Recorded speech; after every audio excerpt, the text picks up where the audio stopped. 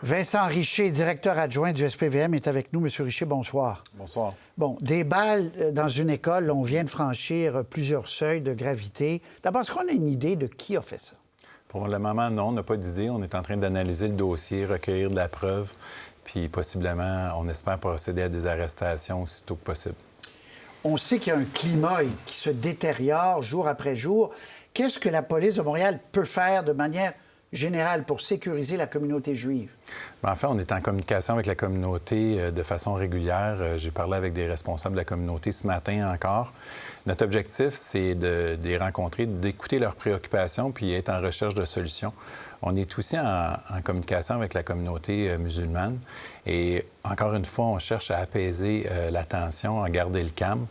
On a mis en place aussi une opération de visibilité. On a augmenté notre niveau de visibilité à partir d'aujourd'hui. Donc, il y a des effectifs qui sont dédiés à une présence terrain, une présence rassurante dans les quartiers. Donc, excusez-moi, il y a plus de policiers, par exemple, dans certains quartiers à Côte-des-Neiges, à Outremont, là où il y a des institutions juives. Là. Exactement. Puis ces policiers-là sont dédiés à la visibilité, donc ne sont pas en réponse aux appels. Il y a d'autres policiers qui s'occupent à répondre aux appels d'urgence. Donc, nos policiers sont là pour assurer de la visibilité, mais ce n'est pas juste dans ces quartiers-là. Le territoire qui est plus large que ça. Bien sûr. Adil Sharkawi, le premier ministre, avait lancé cette semaine à la police en disant « Faites votre travail pour la suite des choses ». Adil Sharkawi, d'abord, est-ce qu'il y a une enquête bel et bien ouverte, n'est-ce pas? Bien, on est en analyse du dossier. Il faut voir le seuil entre la liberté d'expression puis un acte criminel. Donc, c'est ce qu'on est en train de colliger comme information.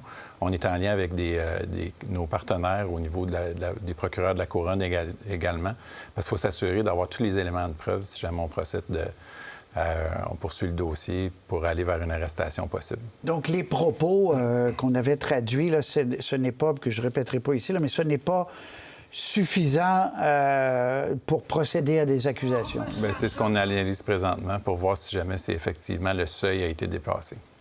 Vincent Richer, merci beaucoup d'être venu nous voir en studio. Dans certaines inquiétudes, on a vu la mairesse également aussi.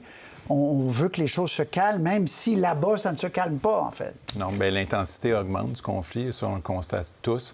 C'est sûr que ça a des répercussions au niveau local, puis il faut s'assurer qu'à Montréal, ça demeure sécuritaire, puis que les gens peuvent manifester de façon paisible, en respectant les règlements, les lois.